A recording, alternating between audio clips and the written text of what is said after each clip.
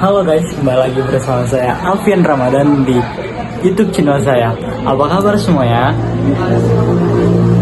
Pada pertemuan kali ini saya akan membahas teknik menulis opini feature di media massa. Apa sih itu opini dan feature?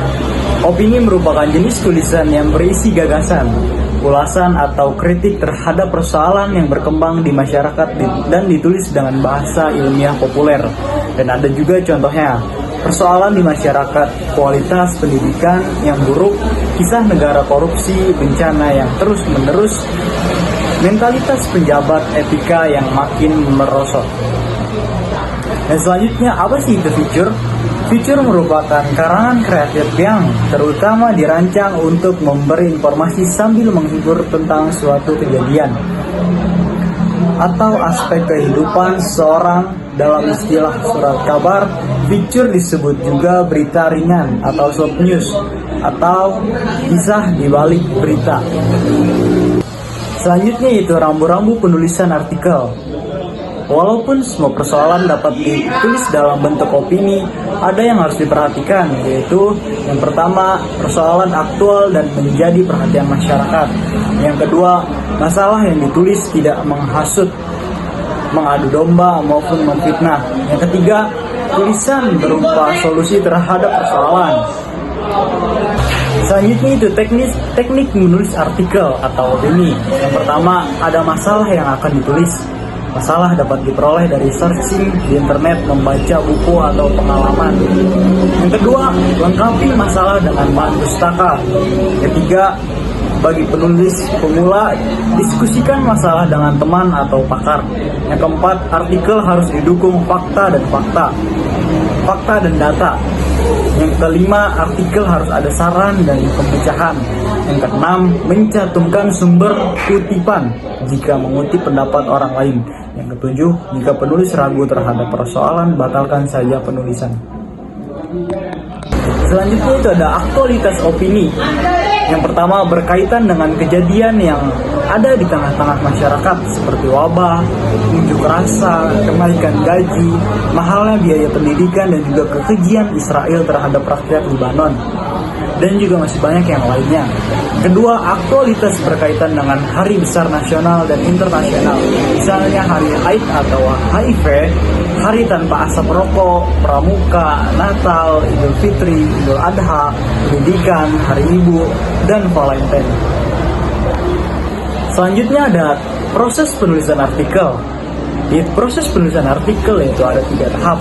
Yang pertama ada tahap pra-penulisan, yang kedua ada tahap penulisan, dan yang ketiga ada tahap pasca penulisan. Apa sih tahap pra-penulisan itu?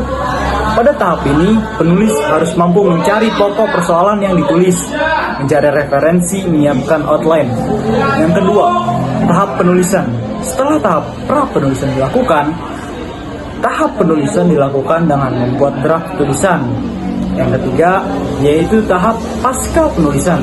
Setelah draft tulisan selesai, dilakukan editing atau penyuntingan berkaitan dengan keamanan tulisan, pemakaian kalimat, bentukan, dan pemilihan kata.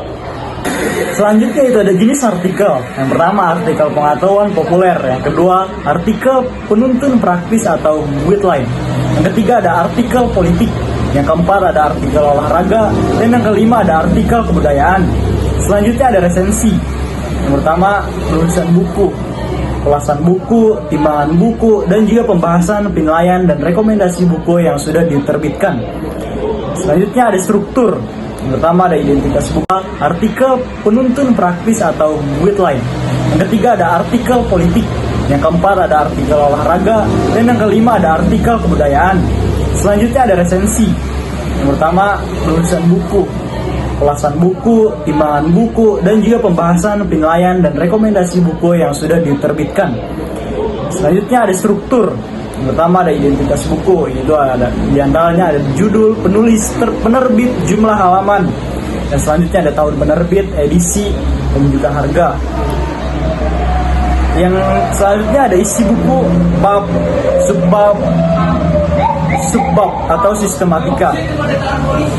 Selanjutnya ada menjelaskan isi atau konten buku. Selanjutnya ada struktur buku terdiri dari pendahuluan, isi, dan penutup. Dan juga ada buku juga sering ada kata pengantar atau orang lain dan kata penutup. Selanjutnya ada rekomendasi dan yang terakhir ada kesan presensi terhadap buku yang diresensi. Selanjutnya ada praktik resensi. Praktik resensi itu ada 4. Yang pertama judul, yang kedua pendahuluan, yang ketiga analisis, dan yang keempat refleksi. Yang selanjutnya itu tips menulis. Yang pertama yaitu mencari informasi yang menarik dan kegiatan pengamatan spontan, membaca buku dan juga internet seperti Google. Yang kedua ada tulis apapun juga yang menarik dari tempat ibadah. Yang ketiga ada setelah punya data menarik, cepat ditulis di draft. Yang keempat yaitu setelah draft selesai lakukan revisi isi, bahasa, kalimat, paragraf, ejaan, tanda baca. Dan yang kelima kirim ke media langsung, lebih disukai dikirim ke email. Mungkin sekian materi yang bisa saya sampaikan. Semoga apa yang